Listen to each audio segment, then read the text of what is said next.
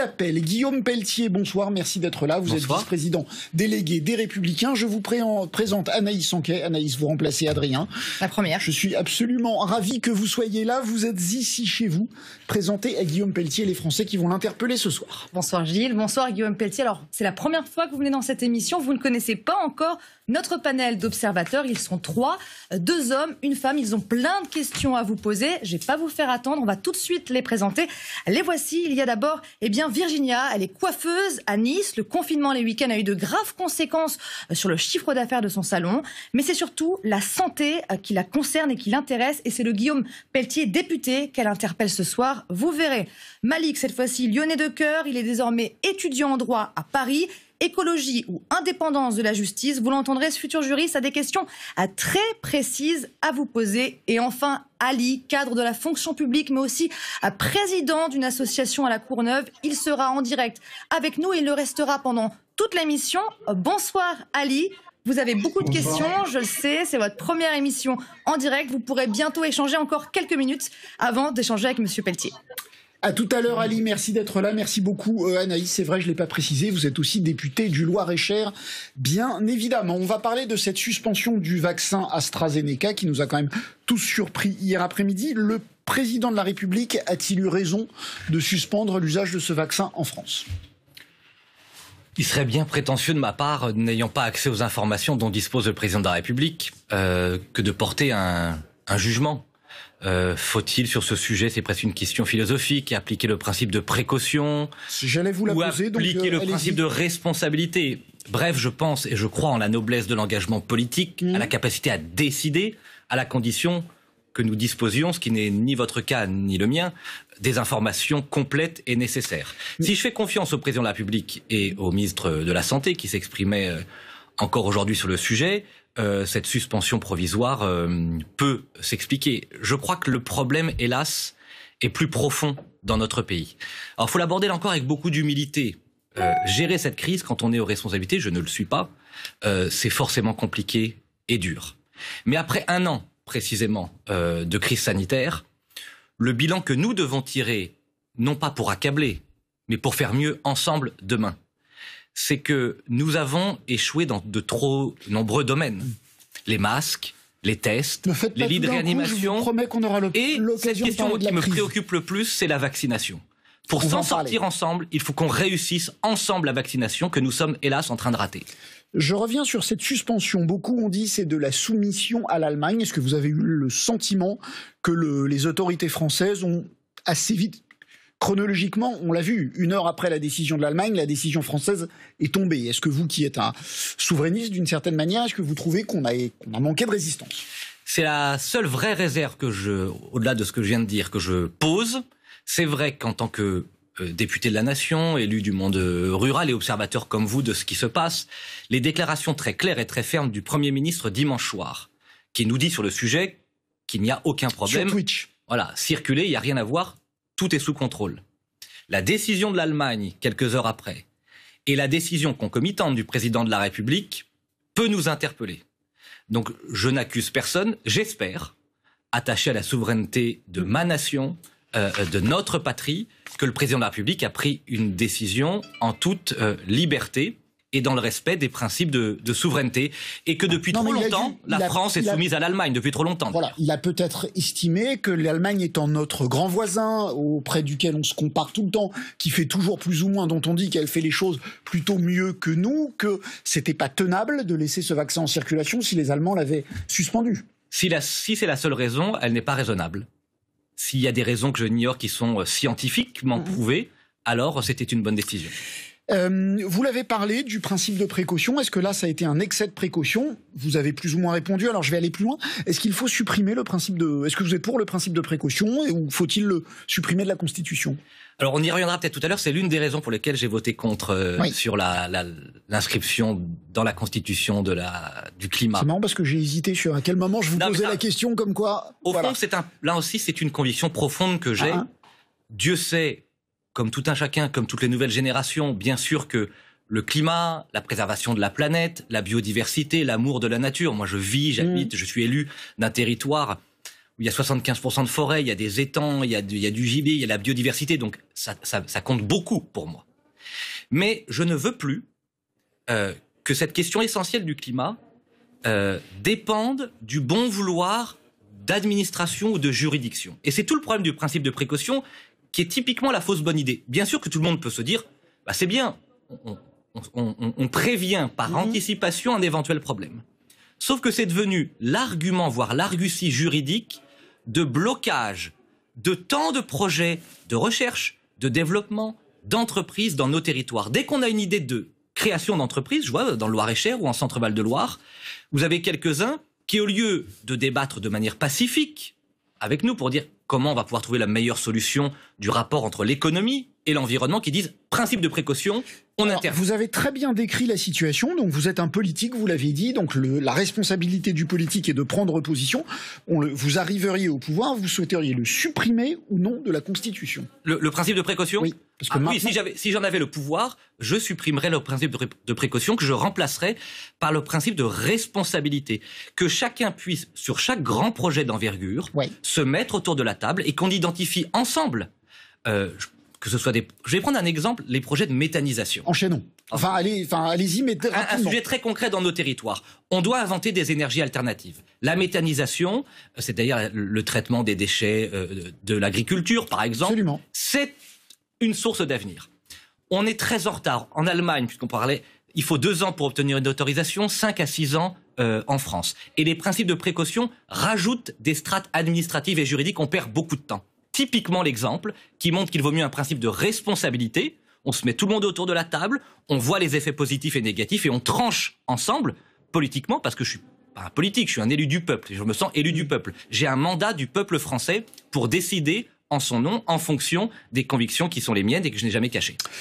Anaïs va prendre la parole dans un instant. Une toute petite question sur le vaccin, parce que vous avez parlé du vaccin. Quand vous croisez un électeur dans le Loir-et-Cher qui vous demande, monsieur le député, est-ce que vous croyez que je dois me faire vacciner par le AstraZeneca, vous lui répondez quoi? D'abord, plusieurs choses. Je me dois, en tout cas je considère, peut-être à tort, que je me dois être un exemple et de dire que le vaccin, dans 99,99% des cas, c'est la solution. Voilà, en fait, c'est ce que je voulais vous inciter. C'est la solution. Donc vous incitez les gens à se faire vacciner. Mais loin de moi, je déteste l'idée de rendre ça obligatoire. D'accord. Ça appartient à la souveraineté personnelle, à la conscience personnelle. Mais mon rôle, et c'est à ma conviction profonde, c'est que pour s'en sortir de cette crise sanitaire interminable aux conséquences économiques et sociales d'une violence inouïe, il faut se faire vacciner. C'est de réussir la vaccination. Vous, demain, votre généraliste vous dit, il me reste une dose, là j'ai pas pu toutes les écoler, il me reste une dose d'AstraZeneca, vous y allez? Pour vous? Je ferai confiance à mon médecin généraliste, n'étant pas franchement compétent sur le sujet. On va continuer, Anaïs, à parler du Covid avec Ali, qu'on a vu tout à l'heure. Exactement, et on va justement parler des vaccins. On rejoint Ali. Rebonjour, vous avez 34 ans, vous vivez à La Courneuve, vous êtes aussi président d'une association. Et dans votre département, eh bien justement, la vaccination, seul 4,9% de la population a été vaccinée, alors qu'au niveau national, on atteint presque les 8%. Est-ce que vous sentez, à côté de vous, dans votre entourage, ces difficultés pour se faire vacciner dans votre territoire? Oui, bonsoir à tous. Effectivement, c'est quand même assez compliqué ici en Seine-Saint-Denis et particulièrement à La Courneuve. À titre d'exemple, on a quand même un centre municipal de santé qui est devenu centre de vaccination. Et bien qu'on ait connaissance que les Courneuviennes et les Courneuviens ont pu payer un lourd tribut de la crise et notamment du premier confinement, aujourd'hui on se rend compte que seulement 20% de ces mêmes Courneuviens, de ces mêmes personnes vulnérables en difficulté, très fragilisées par le premier confinement, ont eu accès à la vaccination, ce qui est complètement injuste. D'un point de vue sanitaire, puisque le reste des bénéficiaires, donc les 80 autres % des bénéficiaires de cette vaccination, sont pour le coup des gens des populations des départements limitrophes et de Paris. Donc, c'est lié à un problème avec Internet, excusez-moi, c'est lié à un problème d'accès à Internet, un problème de communication dans votre département, c'est ce que vous dit votre entourage?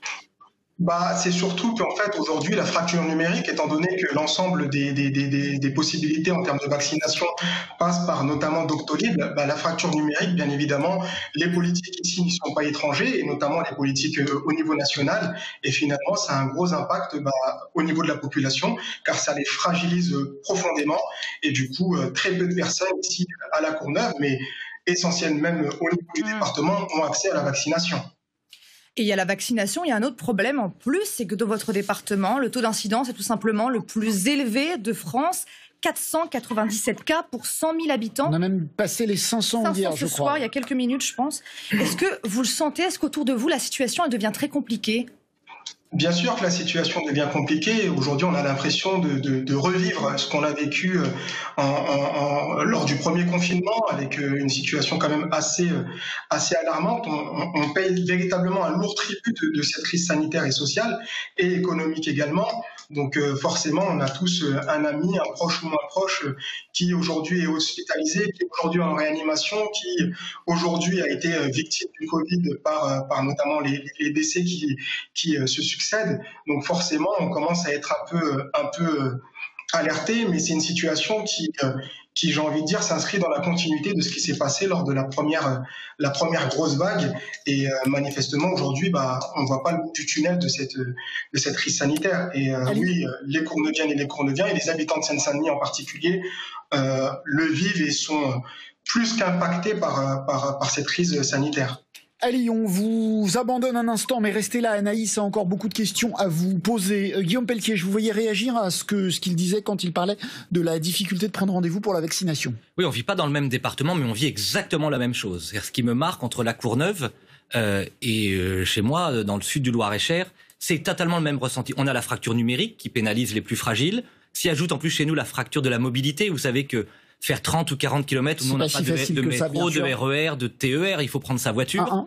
Et puis, c'est là, pour apporter une solution au débat, moi ce que je propose depuis l'automne en tant que parlementaire, et je regrette que le gouvernement ne nous écoute pas, c'est d'abord, on a un problème d'approvisionnement de doses, on n'a pas assez de doses. Ça, on le sait. Et c'est dingue que la France n'ait pas noué des partenariats avec Israël, la Russie ou la Chine, comme on le demande. Alors ça commence, nous dit-on, mais on a 6 mois de retard. Donc la France aurait dû commander seule, sans se soucier, sortir de travailler avec l'Europe, et en plus, avec l'Europe, d'ouvrir la porte. On a perdu 6 mois, même la présidente de la Commission européenne vient de le reconnaître. Enfin, c'est pas si facile. Joe Biden a des doses, mais qu'il ne veut pas nous donner. Il ne suffit pas de demander. Je ne parle pas des États-Unis, mais les Russes, les Chinois et les Israéliens ont proposé dès le début un partenariat qui vient enfin d'être accepté après 6 mois de retard. La seconde réponse, qui je pense peut intéresser les habitants de la Courneuve comme chez moi, c'est que les infirmiers et les infirmières puissent vacciner, puisque eux, ils vont chez les gens. C'est pas les gens qui viennent à eux, ils vont chez les gens. Vous savez que, par exemple, chez moi, en Loir-et-Cher, en moyenne, j'avais une première adjointe qui était extraordinaire. Les infirmiers libéraux. Une infirmière d'un canton, elle rencontre 50 à 60 patients par jour. Donc vous imaginez l'impact. Et d'ailleurs, le syndicat national des infirmiers le demande. Absolument. Et puis, enfin qu'on mette fin à cette hyper-bureaucratie qui fait qu'on gère depuis Paris toute une France. Voilà, à la Courneuve, à la Motte-Beuvron, à Aurillac, à Bordeaux, on a besoin de décisions de proximité, au plus près, et non pas imposées par des hauts fonctionnaires depuis Paris. La grande affaire d'aujourd'hui, enfin plutôt de demain ou d'après-demain, c'est l'éventuel reconfinement, en tout cas le week-end, d'un certain nombre de régions, dont l'Île-de-France, plus grande région d'Europe. Une grande majorité des médecins incite le président de la République à reconfiner parce que l'épidémie est hors de contrôle. Vous l'incitez à les écouter ou à résister ? Mais ni l'un ni l'autre. Alors, c'est pas pour vous répondre à côté. Non. Mais là, soit on reconfine le week-end, soit on reconfine pas. Quel est pour moi le rôle d'un élu du peuple ? C'est pas de commenter les conséquences. C'est de s'attaquer aux causes. Pourquoi aujourd'hui nous sommes au pied du mur ? Non, mais ça, c'est très important. Mais il y a un moment, faut décider. Oui, on paye le fait que rien n'a été décidé avant. On paye Gilles Bornstein une chose. Faut que chacun comprenne bien. C'est trop facile de ne dire que ça. C'est trop facile de parler des conséquences et de m'obliger, comme obliger les Français, à dire oui au confinement, non au confinement. Voilà. Personne ne veut du confinement. On en a marre du confinement. On en a marre des restrictions. On veut juste que notre gouvernement, qui en a les moyens, dont c'est la compétence depuis maintenant 1 an, réussisse le grand pari de la vaccination, permette à tous les Français volontaires de se faire vacciner. Valérie Pécresse qui est dans votre camp. D'accord, mais je veux bien. Non mais moi aussi, mais allez-y. Et puis après, vous me répondez. C'est tellement important parce que moi, je les entends. Moi, pourquoi je suis différent des autres élus, de mon camp ou d'ailleurs ? Moi, je ne suis pas sur un plateau de télévision pour commenter une décision d'un président de la République dont je ne connais pas les tenants aboutissants. Par contre, mon rôle au nom des Français, c'est de dire on va être obligé de reconfiner. Pourquoi ? Parce qu'on est en train de rater la vaccination. Et pourquoi on la rate ? Parce que nous n'avons pas pris au bon moment, avec les Russes, avec nos services des armées pour réussir la logistique, avec nos pharmaciens et nos infirmiers, avec les tests autosalivaires. Ça fait 6 mois qu'on le demande. Qui viennent d'être autorisés aujourd'hui par la HS. 6 mois de retard encore. D'accord. Voilà, nous le payons aujourd'hui. Très bien, mais Valérie Pécresse, qui partage, j'imagine, l'idée du rôle que vous faites des politiques, disent la même chose que vous sur les causes, mais elle dit en responsabilité, moi, présidente de région, si l'État veut reconfiner, je serai d'accord. Donc c'est aussi votre rôle. Mais si pensez-vous, mais qui peut penser le contraire? Si le gouvernement qui a accès à toutes les informations, je dis bien qui a accès à toutes les informations, ce qui n'est le cas ni de Valérie ni de moi. D'ailleurs, elle a très bien répondu. Si le gouvernement le décide en conscience, il faudra le décider en conscience. Mais cette décision ne sera que la conséquence d'un échec monumental qui est celui de la vaccination. Compris. On va retourner voir Ali. Exactement, pour parler de l'autre actualité qu'on voit beaucoup en ce moment, les rixes, les conflits entre bandes, que ce soit en région parisienne ou même dans Paris. Et encore, ce week-end, 2 jeunes ont été gravement blessés. C'était à Aulnay-sous-Bois, pas très loin de chez vous, Ali. Comment ça se passe à la Courneuve? Est-ce que vous sentez une montée des tensions depuis quelques semaines? Pas forcément une montée des tensions. Pour ma part, moi je pense que beaucoup de nos concitoyens, beaucoup de Français ont appris l'existence des rixes avec l'affaire Youri il y a quelques semaines. Et je trouve ça très regrettable. C'est-à-dire qu'à un moment donné, les rixes, malheureusement, dans les quartiers prioritaires notamment, beaucoup de nos concitoyens y sont confrontés tous les jours. Et qu'à un moment donné, tant qu'on ne se posera pas les bonnes questions par rapport à ces situations, à la recrudescence de ces situations, qui plus est dans une période comme celle que nous traversons aujourd'hui, qui est la période de la crise sanitaire, forcément, on sera toujours confronté aux mêmes mots, j'ai envie de dire, un peu structurels de la société et de nos quartiers. Donc non, je ne crois pas qu'il y ait une recrudescence, je crois surtout qu'on a mis un peu plus les yeux aujourd'hui dessus. Ali, pardonnez-moi de vous... J'entends que ce soit très regrettable et qu'il y ait des drames et des tragédies qui s'en suivent ces dernières semaines. Les rixes, là, donc on a vu ces rixes extrêmement violentes, on a vu Youri, effectivement, il y a eu des coups de marteau, on a vu des gamins qui sont morts parce qu'ils ont reçu des coups de couteau. Ce que vous nous dites, c'est que ces scènes-là existaient déjà quand vous aviez cet âge-là? Ça existait? Elles existent depuis très longtemps. Et moi déjà, quand j'étais un peu plus jeune, c'était des scènes malheureusement qui existaient déjà. Donc à un moment donné, il faut juste arrêter d'avoir un peu les yeux fermés, les ouvrir, se poser les bonnes questions, repenser, j'ai envie de dire, un peu le logiciel en matière d'efforts publics et de soutien aux structures locales, aux collectivités locales, aux élus locaux, en matière de soutien à la parentalité, en matière d'éducation, en matière d'emploi, en matière de logement. Et tant qu'on n'aura pas pensé l'ensemble de ces plaies, forcément, c'est des situations qui forcément seront la conséquence d'un bon nombre de causes que aujourd'hui, un peu, je le dis avec un petit sourire, mais qu'aujourd'hui beaucoup de politiques ont l'impression de voir pour la première fois. Merci Ali, on va justement en parler avec Monsieur Pelletier. Quand vous entendez ce qu'il dit, Ali, que ce n'est pas nouveau, qu'on en parle plus en ce moment, mais que ça fait des années. Qu'est-ce que vous proposez justement pour éviter à ce qu'on en arrive à cette situation? D'abord, moi, pour rassurer Ali, moi je ne suis pas un homme politique comme les autres. J'ai pas vécu dans un beau quartier, j'ai pas fait l'ENA, j'ai pas fait Sciences Po. J'ai vécu près de 20 ans, un peu moins, dans un quartier populaire de la Porte de Vanves. Et à l'époque, oui, Ali a raison. Déjà, quand j'étais enfant ou adolescent, ces violences entre bandes existaient. Ce qui me marque, à mon sens, c'est que ça devient de plus en plus violent. Et qu'il manque une réponse politique double. Et je dis bien double à égalité. Le rôle du politique, d'abord, c'est de tracer une espérance.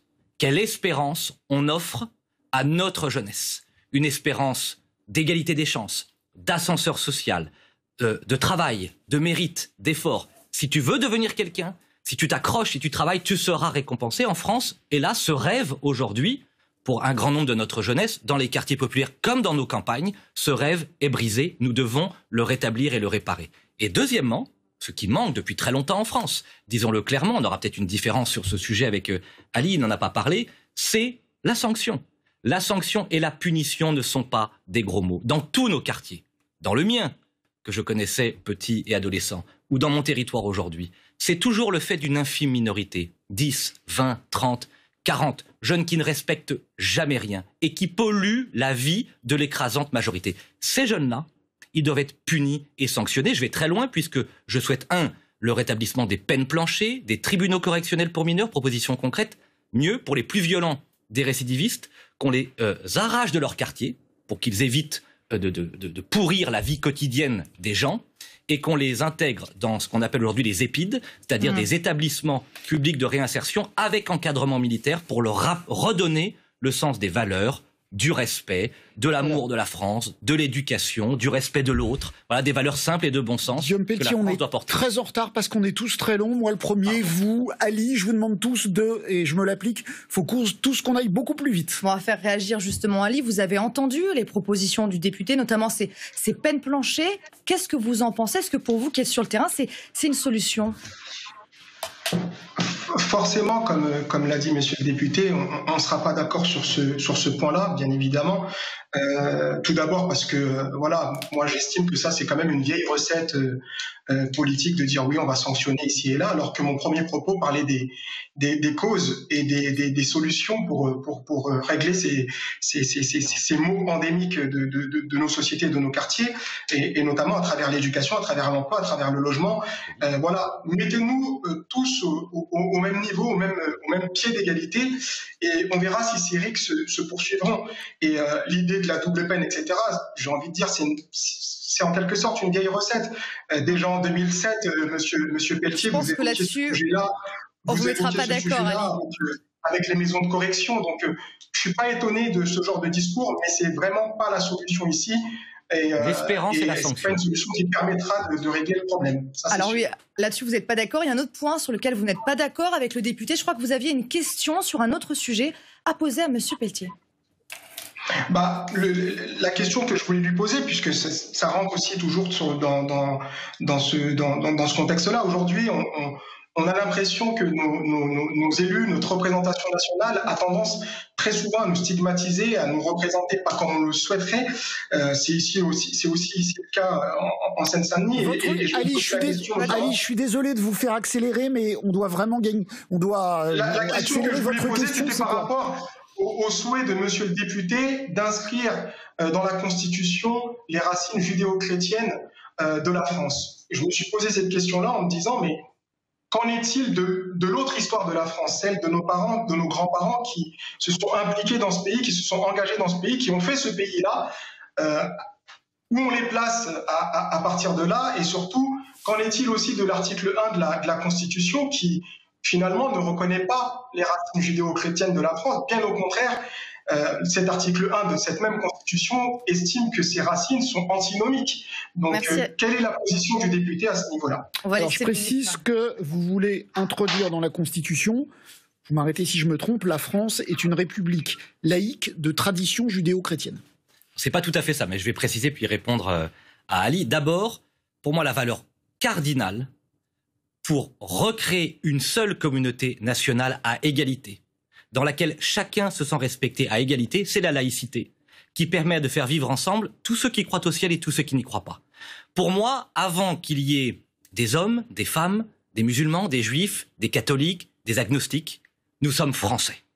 Il peut y avoir des Français musulmans, des Français juifs, des Français catholiques, mais nous sommes français. Pourquoi rajouter de tradition judéo-chrétienne? Parce que, au nom de ce principe de laïcité, parce que cette laïcité nous permettra de vivre ensemble, à égalité, nous ne devons pas pour autant renier l'évidence, la fierté de 2000 ans d'histoire. C'est ainsi qu'on aime ou qu'on n'aime pas la France, qu'on aime ou qu'on n'apprécie pas cette histoire. Là, c'est le professeur d'histoire à l'origine qui parle. Et justement, cette histoire est une évidence, c'est un patrimoine, c'est un trésor. Il y eut des moments sombres, il y eut des heures de gloire. Et tant qu'on ne sera pas capable de retransmettre à notre jeunesse ce qui fait la fierté d'être français, 2000 ans de patrimoine dont nous ne sommes que les héritiers et les maillons d'une chaîne que nous aurons à transmettre à d'autres. Et comme le dit Ali, régulièrement enrichie. D'ailleurs, cette histoire, elle n'est pas figée, mais elle existe. Et à nous de la réinventer, de continuer à la porter, de la transmettre, sans rien oublier de ce que nous devons à nos aïeux. J'imagine que vous êtes d'accord pour dire qu'on a un problème d'intégration en France. Comment voulez-vous que des jeunes Français issus d'une culture musulmane s'intègrent aussi bien que d'autres quand si dans leur constitution on leur dit que la tradition d'origine elle est judéo-chrétienne et que donc ils sont pas tout à fait comme les autres? Vous venez de répondre. Moi, je considère qu'ils sont totalement comme les autres. Et vous voyez bien, puisque on est tous d'accord, un immense échec d'intégration et d'assimilation en France. Est-ce qu'il y avait les racines chrétiennes dans la Constitution? Non. C'est parce que on ne peut pas aimer la France si la France ne se donne pas à aimer. Serions-nous le seul peuple et le pays au monde à avoir honte de notre histoire? Mais regardez en Afrique, regardez au Moyen-Orient, regardez aux États-Unis, regardez dans le reste de l'Europe. Chaque pays et chaque peuple, et c'est légitime, sont fiers de leur identité, de leur histoire. C'est parce que nous n'avons plus donné la France à aimer que la France n'est plus suffisamment aimée. Et si nous voulons réconcilier tous les Français, quelle que soit leur origine et leur croyance, ce qui est ma conviction et mon espérance, alors nous devons tout à la fois rétablir le principe de laïcité et reconnaître 2000 ans d'histoire judéo-chrétienne. Alors, principe de laïcité, mais vous l'avez dit, enfin j'imagine que vous le pensez, chacun a le droit d'exercer sa foi comme il l'entend. Ou son absence de foi. Ou son absence de foi. Concernant la foi, il y a 6 millions de musulmans en France, en gros. On considère qu'il y a 6 millions de musulmans en France. On a coutume de dire que l'immense majorité sont des musulmans croyants, mais qui ne versent pas du tout dans l'islamisme. Il y a peu de lieux de culte en France pour les musulmans. Est-ce que vous êtes pour la construction de nouvelles mosquées, de nouveaux lieux de culte pour que ces musulmans, tout aussi républicains que les autres, puissent prier tranquillement? Alors, dans toutes les consultations que j'ai menées dans le cadre de la loi dite séparatisme et renforcement des principes républicains, y compris dans ma région ou dans mon département avec tous les représentants du culte musulman, cette demande n'a jamais été posée. Ce qu'ils nous ont demandé, et ils ont raison, c'est qu'on puisse enfin combattre radicalement ensemble l'islam politique, l'islamisme, dont les premières victimes sont certes les Français, mais les Français musulmans. La première demande, c'est que pour éviter la stigmatisation et la bêtise, qui sont parfois liées à la nature humaine. Mais vous ne voyez pas des musulmans prier dans les rues? Vous n'avez pas le sentiment... Dans le Loir-et-Cher, dans ma région... Certainement non. Pas, mais vous n'avez pas le sentiment que les musulmans pour moi, manquent de lieux de culte en France? Franchement, non. En vérité et en responsabilité, la question qui est pour moi principalement posée sur l'enjeu du rapport entre la France et l'islam et entre la France et l'islamisme, c'est que nous mettions toute notre énergie pour éradiquer l'islam politique qui n'est pas compatible avec la France et pour permettre à l'écrasante, évidemment, majorité des Français musulmans de pouvoir vivre leur patriotisme et leurs convictions religieuses en toute liberté, ce qui est le cas en France. Regardons ce qui se passe dans le monde. S'il y a bien un trésor français, c'est qu'en France, on peut vivre... Moi, j'entends quand même beaucoup de musulmans qui disent que justement, pour vivre ça, il faudrait davantage de lieux de culte décents. 3000 mosquées en France, il faut, pour 6 millions de musulmans. 2000 et quelques, j'ai lu. Enfin bon, bref. Parlons politique. Entamant la page politique, est-ce que Xavier Bertrand est désormais le candidat naturel de la droite pour l'élection présidentielle dans 15 mois? Xavier Bertrand bénéficie aujourd'hui incontestablement... Vous le soutenez, hein, on est d'accord. Non, moi je suis... Enfin, n'allons pas... Si on pouvait prendre le temps, je sais qu'on n'a pas... ça, vous le prenez. Hein. Oui, j'essaye parce que je trouve toujours très important de faire appel, moi, et dans ce que j'écoute, j'aime bien écouter précisément ce que pense Ali, ce que dit Ali, ce que chacun on a à dire. Alors. On peut répondre en 2 secondes, mais enfin, c'est pas toujours très intéressant. Aujourd'hui, je suis numéro 2 des Républicains. J'ai une responsabilité d'unité. Et donc, mon premier rôle, c'est de fédérer et de réconcilier avec Christian Jacob tous les talents de notre famille. Xavier Bertrand, Valérie Pécresse, Bruno Retailleau, David Lisnard, François Baroin et tant d'autres. On aura besoin de tout le monde. Au fond, un seul homme ou une seule femme ne pourra pas réparer la France qui est si... Mais il n'y aura qu'un candidat. Il n'y aura, à la fin, vous avez tout à fait raison, qu'un candidat. Aujourd'hui, Xavier Bertrand semble être celui qui a le plus de dynamique, de soutien, d'énergie, de volonté. Et nous verrons, comme nous l'avons toujours dit, à partir de cet été, au lendemain des scrutins régionaux et départementaux, quel est celui ou quelle est celle qui a le plus d'entrain, le plus de soutien et le plus de dynamisme. C'est vrai qu'aujourd'hui, Xavier Bertrand semble avoir une sacrée avance, mais nous prendrons cette décision ensemble, dans l'unité, parce que je ne veux plus pas revivre ce que j'ai vécu en 2017, c'est-à-dire voir apparaître le soir du premier tour sur nos écrans de télévision 2 visages, celui de M. Macron et celui de Mme Le Pen. Je ne veux plus voir M. Macron président de la République. Je ne veux pas que ma famille ait la moindre ambiguïté à l'égard d'Emmanuel Macron, dont je combats férocement la politique et le bilan. Si ça devait arriver, ce 2e tour, vous feriez quoi? Je ferai tout pour que ça n'arrive pas, et si ça devait arriver, je ferai comme la fois précédente, je voterai blanc. Vous n'avez pas cité Laurent Wauquiez tout à l'heure. S'il gagne, largement les régionales dans sa région, est-ce que finalement son logiciel n'est pas, est-ce que votre logiciel n'est pas plus proche du sien que de celui de Xavier Bertrand? On aura besoin de tout le monde et de Laurent, mais j'aurais pu en citer encore d'autres. moi j'essaye d'être un réconciliateur et un fédérateur, et de dire qu'on aura besoin de ça ne durera qu'un temps. Sur la ligne politique, moi j'incarne cette droite populaire. Xavier Bertrand, Laurent Wauquiez, évidemment en font partie, qui doit marcher sur deux jambes. Une droite forte, vous l'avez compris, sur le régalien, sur l'autorité de l'État, sur la lutte contre la délinquance, et une droite juste sur les questions économiques et sociales. Comment on réenchante le rêve français dans la confrontation de justice sociale et d'égalité des chances. On va parler d'écologie à propos du vote dont on a parlé tout à l'heure, Anaïs. Notre point d'opposition entre vous et Emmanuel Macron, vous en parliez, vous avez voté contre le projet de loi qui est passé aujourd'hui à l'Assemblée pour permettre d'intégrer la protection de l'environnement dans la Constitution. Et bien justement, on a parlé avec Malik, il est étudiant en droit à Paris, très intéressé forcément de par sa jeunesse, par les questions d'écologie. Et pour lui, la droite a raté le coche. Il veut que la droite soit d'accord avec les autres partis sur l'écologie. Écoutez. Monsieur Pelletier, il me semble qu'inscrire dans la Constitution ces notions d'environnement, c'est un geste symbolique qui est très fort. Mais il me semble, encore une fois, que ces considérations doivent transcender toutes les divergences qui existent aujourd'hui dans le paysage politique. Et du coup, ma question est de savoir, est-ce que vous, aujourd'hui, qui êtes à droite, vous êtes capable, à un moment donné, de vous allier, de vous réunir? Quand vous entendez cette jeunesse, est-ce que vous n'avez pas l'impression qu'il faut faire un pas vers la majorité quand on voit ce besoin d'écologie, ce besoin de symbole de la part des jeunes? Alors d'abord, vous avez sur 100 textes à l'Assemblée nationale, la droite a voté 41 textes de la majorité et la majorité a voté 0,1 texte de la droite. Donc sur tous les sujets en leçon d'intérêt général et de bien commun, c'est à la majorité qu'il faudra poser la question.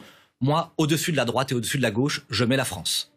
Mais pas l'écologie. Si, mais pourquoi le refus d'inscrire la garantie de la préservation du climat dans la Constitution voudrait dire que je suis contre le climat?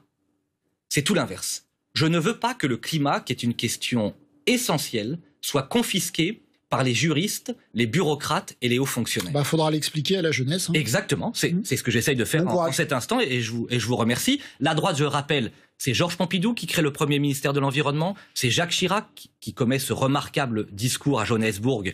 La planète brûle et on regarde ailleurs. Et nous regardons ailleurs. C'est Nicolas Sarkozy et le Grenelle dans l'environnement et c'est tant d'autres choses. Après l'écologie, ça commence à bien faire. Donc Sarkozy a fait les deux. Oui. Pour finir, pour être très clair sur cette question. Vous parliez du symbole tout à l'heure, la Constitution, pour d'autres sujets. Pourquoi là, ça ne l'est pas? Mais parce que je vais vous dire, parce que l'écologie punitive, l'écologie des leçons de morale, j'en ai marre et ras-le-bol. L'écologie qui consiste à taxer les automobilistes, à empêcher les agriculteurs de survivre, on en a marre. Par contre, nous les habitants du monde rural, nous sommes les premiers amoureux de l'écologie et de la nature, de la biodiversité. Et on a besoin d'une fiscalité qui récompense les comportements vertueux plutôt qu'une fiscalité qui punit celles et ceux modestes et fragiles qui n'ont pas d'autre choix, par exemple, que d'utiliser leur voiture. Donc l'écologie différemment. Autre problème de société, l'euthanasie. Exactement, et là on va aller parler avec Virginia, elle se trouve à Nice. Justement, ce sujet il fait l'actualité depuis quelques jours avec un projet de loi qui a ensuite été retiré. Un autre projet de loi va être étudié par l'Assemblée le 8 avril. Et Virginia, elle souffre de 2 maladies génétiques. Elle y a beaucoup pensé à l'euthanasie. Écoutez son message. Pour moi, l'accès à l'euthanasie devrait être un droit. Je fais partie de ces gens qui peuvent avoir besoin ou recours à l'euthanasie. La souffrance de la polyarthrite rhumatoïde plus de la spondylarthrite ankylosante, c'est énorme. Donc oui, moi je suis pour, en état de conscience, évidemment. Arriver à un moment, quand on sait qu'on a des pathologies qui sont irréversibles ou incurables, qu'on puisse mourir dignement, pas dans la souffrance. Ça devrait être un droit humain de ne pas souffrir. Qu'est-ce que vous répondez à Virginia? Est-ce que vous êtes pour une nouvelle loi pour aller plus loin? Alors d'abord, sur ce sujet, ce qui m'a le plus marqué, et je vais vous répondre très précisément, ainsi qu'à Virginia, ces 20 dernières années, c'est l'incapacité des responsables politiques, alors nos aînés souvent, à se respecter mutuellement. Sur ces sujets qui appartiennent à l'intime, si on pouvait par principe se dire que la sensibilité de l'autre, elle vaut au moins autant que la sienne. Et que les parcours, les histoires, les épreuves commandent beaucoup de respect. C'est-à-dire que sur ces questions sociétales, je plaide pour une société du respect et non pas une société de l'invective, premièrement.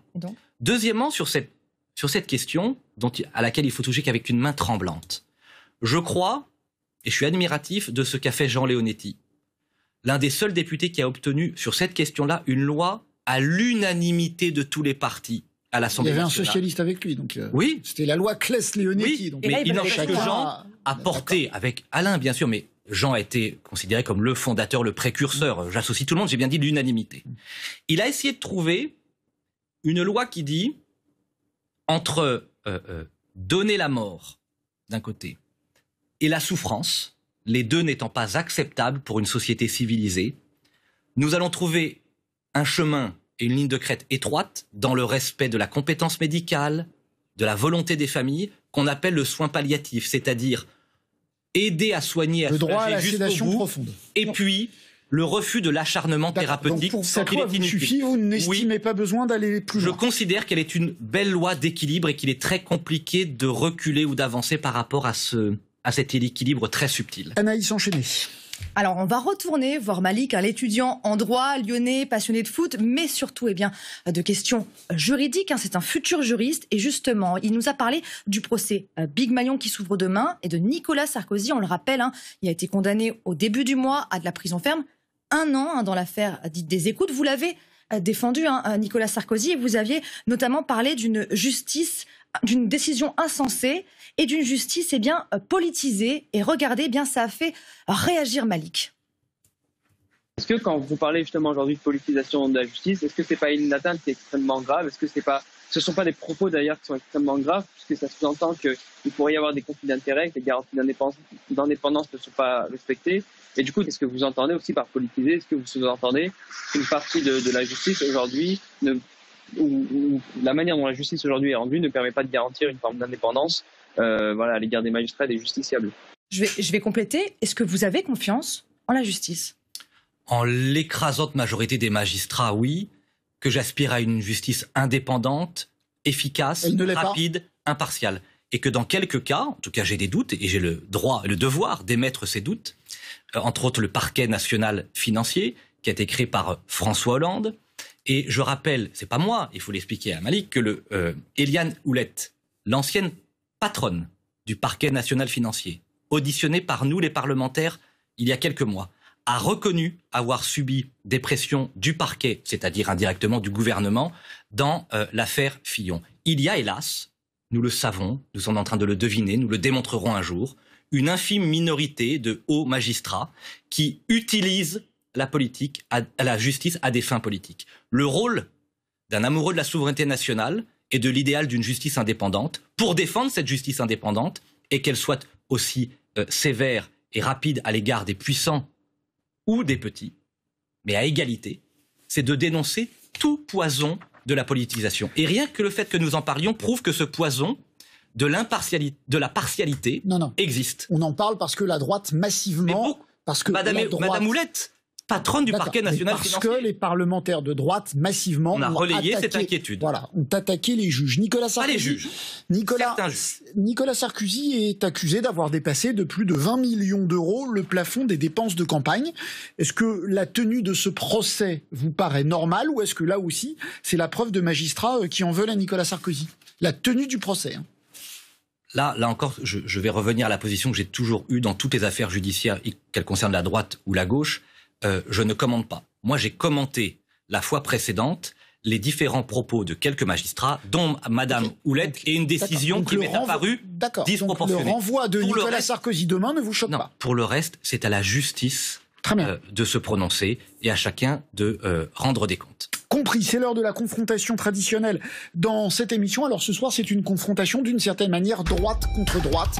Droite libérale avec vous, Olivier Babot, merci de nous avoir rejoints. Droite sociale avec vous, Guillaume Pelletier. Alors quand j'étais petit à Sciences Po, on disait la droite orléaniste contre la droite bonapartiste. Vous dirigez le think tank libéral Institut Sapiens. Augmenter tous les salaires de 20%, comme le propose Guillaume Pelletier. Est-ce que ça hérisse le poil du libéral que vous êtes? Moi, ça me pose beaucoup de questions. Vous connaissez l'idée de cet économiste très connu, enfin malheureusement non pas assez connu français, Frédéric Bastiat, qui dit que en économie il y a ce qui se voit et il y a ce qui se voit pas. Ce qui se voit souvent, c'est les mesures qui se veulent généreuses, mais dont on voit pas le retour de bâton réel derrière et les conséquences. Et augmenter, par exemple, alors le salaire minimum, si je comprends bien, tous les salaires, tous les salaires, c'est peut-être autre chose. À ce moment-là, ça crée juste de l'inflation, mais une augmentation des prix. Enfin, donc on peut en discuter, mais en tout cas, le salaire minimum, ça va exclure énormément de gens du marché du travail, ça crée de la précarité. Il veut augmenter tous les salaires, pas que le SMIC. Ça crée du chômage. Et tous les salaires, c'est pareil, c'est le même processus, sauf que ça fait plus de chômage et plus de précarité.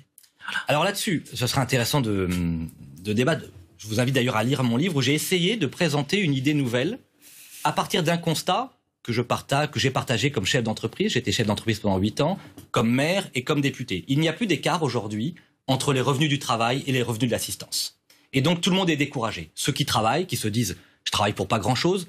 Je prenais l'exemple de Teddy, un de mes concitoyens dans le Loir-et-Cher qui gagne 1 400 € net chaque mois et qui me disait mes voisins qui ne travaillent pas sont à 800 € avec le RSA et les APL. Sauf que moi qui travaille, c'est presque la j'utilise ma voiture pour aller travailler. 40 km, ça me coûte 500 € par mois en moyenne.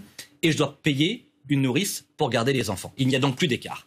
Pour recréer cet écart, moi je propose une révolution salariale qui bénéficierait et aux travailleurs et aux entrepreneurs. La suppression de toutes les cotisations patronales et salariales en France. Pour les patrons d'abord, choc de compétitivité remarquable. Pour les travailleurs, pour que chaque salaire brut, qu'on soit fonctionnaire ou salarié du privé, et même retraité, la pension brute, devienne le salaire net. Un choc salarial d'une augmentation évaluée à environ 18 à 25% de hausse des salaires. Ça coûte 450 milliards d'euros. Comment on finance cette révolution salariale ? J'ai travaillé sur cette question pendant 3 ans avec une dizaine d'économistes, suisses, français, de Toulouse. On crée un micro-prélèvement de 2% sur tous les mouvements d'argent du quotidien. Je prends un exemple très concret pour qu'on comprenne. Prenons un Français qui touche le salaire médian, 1 700 € net. Avec ma proposition, il touchera demain 2 200 € net. Son brut devient son net. 500 € en plus chaque mois. Et en échange, parce qu'il faut une contrepartie, vous avez raison, il paiera, s'il prend par exemple, il va faire un plein de courses de 100 €, l'État prélèvera 2 € sur ce plein de courses. C'est-à-dire que s'il dépensait tout son salaire pendant ce mois-là, ça lui coûterait 50 €. Peut-on financer 500 € de recettes nouvelles. Comment peut-on financer la même protection sociale avec le micro-prélèvement dont vous parlez qu'avec les taxes, avec les charges qu'on paye c'est beaucoup mieux. En fait, ça part d'une philosophie qui est d'ailleurs... Parce que c'est très bien de gagner plus, mais si on est moins protégé... Je vais vous dire, très Après, je vous laisse la parole, pardon, c'est votre débat. Oui, je me dépêche. Pour comprendre, moi, mon idée, pendant 100 ans, on a taxé le travail pour financer la protection sociale. Le travail s'est raréfié et le travailleur n'en peut plus d'être taxé. Je propose maintenant qu'on taxe l'argent et non plus le travail. Tous ces mouvements d'argent qui se sont développés. Il y a en France, selon la Banque de France, 28 000 milliards d'euros chaque année de mouvements d'argent du quotidien. Je vais tirer au distributeur, je paye un plein d'essence. Bon. Eh bien, 2% de 28 000 milliards... Une Ferrari à 100 000 €, il paye aussi 2% de ces 100 000 €. Je finis juste. 2% de 28 000 milliards, ça fait 560 milliards de recettes fiscales. Ça finance largement les presque 500 milliards de ma proposition de supprimer. Imaginez, tous les entrepreneurs de France, ils ne payent plus de cotisations patronales. Et tous les salariés fonctionnaires, ils voient leur brut devenu leur net. En tout cas, je trouve que cette idée mérite d'être débattue et présentée dans le débat public. Alors oui, alors c'est effectivement, c'est une idée qu'on a déjà vue. Sur le principe, philosophiquement, c'est intéressant en effet de dire que notre protection sociale, en effet, repose uniquement sur le travail. Du coup, l'alourdit beaucoup. Déjà, la CSG a essayé de répartir un peu mieux les choses pour que ça ne soit pas uniquement sur le salaire. Moins technique et qu'on parle du modèle du libéralisme. Parce que pour être très simple, pour un homme de droite, Guillaume Pelletier veut beaucoup amender le libéralisme. Alors, vous qui êtes de droite aussi, qu'en pensez-vous ? Non, mais ne mettons pas d'étiquette. Essayons d'expliquer comment ça fonctionne. Non, mais ne parlons pas technique. Mais si on veut remplacer effectivement cette protection sociale qui est assez lourde par d'autres modes de financement, pourquoi pas en faire un impôt ? Bon, un impôt, sur quelle base ? Vous parlez d'un impôt sur les transactions, mais est-ce que ça implique, par exemple, les transactions entre les entreprises, c'est-à-dire les moments où vous allez vous acheter des choses entre vous. Sinon, c'est un impôt uniquement sur la consommation. Ça existe déjà, et à ce moment-là, c'est la TVA, et ça ne suffira pas à financer, sauf à l'augmenter énormément. Tout à fait raison. Là, j'ai parlé des 28 000 milliards. Et le gros problème, c'est que cette proposition, en effet, a probablement d'énormes effets pervers sur l'activité des entreprises qui passent leur temps à faire des transactions. À ce moment-là, à chaque micro-transaction, vous auriez un prélèvement qui aurait probablement des effets de bord terribles sur la vie des entreprises. Encore une fois, je voudrais qu'on quitte le domaine technique. Augmenter les salaires, pour vous, ça crée automatiquement du chômage ? Non, mais il y a... Monsieur Pelletier a été chef d'entreprise. Moi aussi, j'ai des salariés chez Sapiens. Il y a un moment donné, vous faites un calcul très simple. Il y a productivité, ressources face à ce que ça vous coûte. Et quand ça coûte plus que ce que ça rapporte, vous pouvez pas embaucher. Je veux dire, c'est quelque chose d'aussi simple que ça. C'est pas parce que vous êtes un méchant, c'est pas parce que vous exploitez les gens. C'est juste que c'est pas possible. Donc, si vous augmentez les salaires au-dessus de ce qu'ils vous rapportent, aussi de ce que vous pouvez payer, vous avez plus d'embauche. C'est aussi simple que ça. Et on a déjà un SMIC qui est extrêmement fort. Il est à 67% du salaire médian. Et les études montrent que il peut aller jusqu'à 60%. Et en général, c'est plutôt à ce niveau-là. Donc vous voulez le baisser ? Donc on est déjà au-dessus. Non, je dis pas, mais il est déjà haut. Et il a en fait déjà des effets créateurs. Malheureusement, les trucs de protection, ça se retourne comme ça très très souvent, malheureusement, sur les gens qu'on est censé protéger. La seule solution pour s'en sortir, c'est une vraie révolution intellectuelle. Moi, au fond, est-ce que je suis social ou libéral ? D'abord, j'en ai un peu marre de ces mots dont on affuble chacun. Moi, je pense que la France se meurt parce qu'elle est trop socialiste à l'intérieur. Il y a trop le code du travail, la réglementation, les normes, la paperasse, les taxes, on n'y comprend plus rien.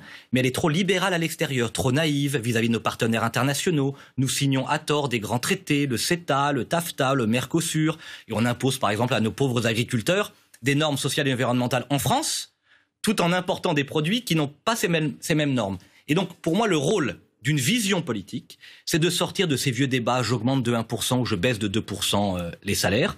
Je remets la protection sociale, 700 milliards d'euros chaque année de dépenses sociales en France. Ça peut pas marcher, parce que ça pèse sur les travailleurs, ça pèse sur les entrepreneurs, ça pèse sur nos ouvriers, sur nos employés. Et donc, pour réhabiliter la valeur travail, pour recréer un écart entre le revenu de l'assistance et le revenu du travail, pour recréer cette espérance française, pour moi, il faut supprimer toutes les cotisations patronales et salariales, continuer à financer une protection sociale, bien sûr, par une nouvelle source financière. Et je pense que la moins inintelligente, la moins inadaptée, c'est ce mouvement d'argent. Est-ce que vous diriez que les peuples, dans cette période de libéralisme et de mondialisation, est-ce que vous diriez que les peuples ont été sacrifiés sur la seule logique du profit ? Comme l'a dit par exemple Aurélien Pradier, votre compagnon de parti. Ce qui est certain, c'est que si le libéralisme, c'est la liberté d'entreprendre, la liberté de créer, la liberté de penser, je suis un ultralibéral. Si à l'inverse, le libéralisme, c'est la loi de la jungle, la loi du plus fort, la loi de la mondialisation financière et spéculative, qui s'impose au peuple, à nos agriculteurs, à nos ouvriers, à nos industries, qui s'en prend à ce principe extraordinaire de souveraineté industrielle, alors je ne suis pas libéral. C'est pour ça que je souhaite que nous transcendions ces vieilles idéologies pour apporter une nouvelle façon de penser. En France, la valeur travail est enfin récompensée, la souveraineté de notre agriculture et de notre industrie, et au niveau international, la protection de nos frontières commerciales et douanières, par exemple. Malheureusement, je pense que c'est pas très très actionnable cette solution. C'est un peu le problème des économies ouvertes de façon générale. Souvenez-vous la taxe sur les billets d'avion qu'on a fini par appeler la taxe Air France parce que finalement il y a que nous qui la payons. Ou c'est l'idée de la taxe sur les transactions financières. Si vous faites pas une taxe au niveau mondial, si vous n'êtes pas capable d'imposer ça au niveau mondial, vous avez un effet de fuite.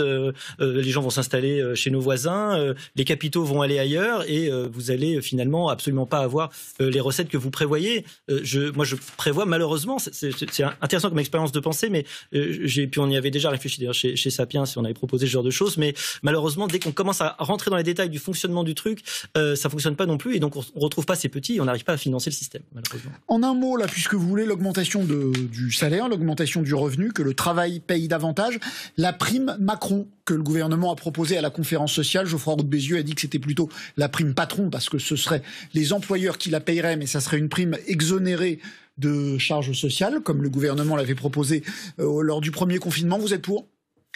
Mais c'est tout le problème de cette politique depuis 40 ans, de tout parti d'ailleurs, qui mettent un petit sparadrap sur une hémorragie. C'est pas une prime dont on a besoin. C'est pas un petit cadeau de temps en temps. C'est un changement radical de système. En France, le travail... Un petit cadeau de temps en temps, ça fait pas mal parfois. Oui, c'est mieux que rien. Mais moi, je veux pas ça. Moi, je vais aller beaucoup plus loin. En France, le travail ne paye plus. En France, quand vous travaillez, vous êtes taxé, suspecté, administré. On n'en peut plus. Vous l'avez dit. Et donc, cette révolution salariale que j'appelle de mes voeux, et je suis heureux qu'on puisse en débattre et peut-être avancer ensemble sur cette idée qui est nouvelle dans le débat public. En tout cas, je n'ai pas entendu d'autres parlementaires ou d'autres responsables politiques la mettre sur la table. Même chez vous, bien sûr, elle mérite d'être débattue parce que c'est un changement très profond. Et ma conviction, c'est que dans 10 ans, j'espère avant, elle sera mise en œuvre. D'ailleurs, les Suisses viennent de décider d'en faire un référendum d'initiative populaire. La prime Macron, vous en pensez quoi ? Pourquoi pas, mais en effet, le problème, il est surtout celui de conserver l'employabilité des personnes. Si vous regardez le chômage des jeunes, entre les jeunes qualifiés et les jeunes non qualifiés, en fait, il y a une multiplication par 5 du risque de chômage, en fait. Le vrai problème, c'est l'absence de qualification. C'est le fait qu'on ait énormément d'élèves qui sortent du système sans diplôme et qui soient mal formés. Et donc, c'est d'abord un système de formation qui doit permettre aux gens de gagner plus et d'avoir un travail qui a plus de valeur. Là, il y a beaucoup de travail. En fait, vous êtes plutôt contre. Anaïs. Ah oui, c'est l'heure de retrouver Ali. Il a suivi toute l'émission. Vous avez, Ali, interrogé à plusieurs reprises monsieur le député. Est-ce qu'il vous a convaincu sur certaines questions, comme la sécurité ou encore les questions d'identité que vous avez posées? J'ai une petite idée de la réponse. Est-ce qu'il m'a convaincu? J'ai envie de dire absolument pas. Il ne peut pas me convaincre sur ces questions-là, il y a vraiment un choc, j'ai envie de dire, de valeur entre monsieur le député et moi-même. Vous avez parlé tout à l'heure de plusieurs. Vous avez utilisé plusieurs mots, notamment le terme d'intégration, d'assimilation. Et moi, c'est des mots que je ne peux plus entendre. C'est-à-dire qu'à un moment donné, il va falloir accepter qui on est, de par notre histoire, de par notre présence sur le territoire, de par nos travaux ici, dans ce pays qui est le nôtre, il va falloir l'accepter. Et aujourd'hui, j'ai l'impression qu'on nous renvoie toujours à ces notions d'intégration, d'assimilation, pour un peu justifier, j'ai envie de dire, une certaine forme d'incompétence chronique dans les politiques successives qui sont menées par les différents gouvernements en matière d'emploi, en matière de logement, en matière de sécurité, en matière d'éducation, et ainsi de suite. Donc moi, c'est des mots que je ne peux plus entendre, et c'est pour ça que je parle de choc de valeurs et de principes. Et non, monsieur le député ne m'a pas convaincu, quand bien même, sur certains points, je pense qu'on a, j'ai envie de dire, qu'on peut faire un parallèle, mais bon, je suis quand même un peu étonné parce que, voilà, monsieur le député est initialement un ancien professeur d'histoire, et donc un bon professeur d'histoire, je pense qu'il y avait, en tout cas, il y a des notions qu'il a pu, en tout cas, qu'il perçoit différemment et qui ont été peut-être enseignés différemment de ceux des cours que j'ai pu recevoir au lycée ou à la fac. Et je trouve ça un peu dommage, mais bon, c'est pas très grave. De toute façon, je ne suis pas très étonné, mais c'était quand même plaisant. C'est fini, désolé. J'aurais aimé avoir votre réaction, mais c'est pas possible. J'ai une toute petite question subsidiaire. Le club de Châteauroux dans votre... Parce que j'aime le foot, moi. Le club de Châteauroux dans votre région est repris par un prince saoudien. Est-ce que c'est la conception que vous vous faites de la souveraineté? Pas totalement, non. Pas totalement. Je suis un fan de foot. J'ai joué pendant 10 ans et je continue à être un grand fan de foot. Mais la Berrichonne reprise par un prince saoudien, c'est tout le problème et qu'on évoquait. Je pense que c'est là qu'on peut se retrouver à force que la France ait fait le choix des dépenses publiques, de renoncement à la souveraineté, de l'oubli de plein de valeurs, eh bien on finit par être acheté par le bout du monde. Et donc, moi ce que je souhaite, c'est qu'un jour la France se réconcilie avec la grandeur et qu'on puisse retrouver la valeur, entre autres, du patriotisme économique et sportif. Mais pour ça, il faut avoir des moyens et avoir du courage pour sacrément réformer et réparer la France. Quelle habileté dogmatique. Merci à tous, merci Ali de nous avoir parlé depuis chez vous à la Courneuve. Merci Guillaume Pelletier d'avoir participé à cette émission. Merci Anaïs pour cette première. Vous reviendrez demain. Merci à Nicolas Yaoumi qui m'a aidé à préparer cette émission. Le flash à 20h, c'est Claire Giroux, et après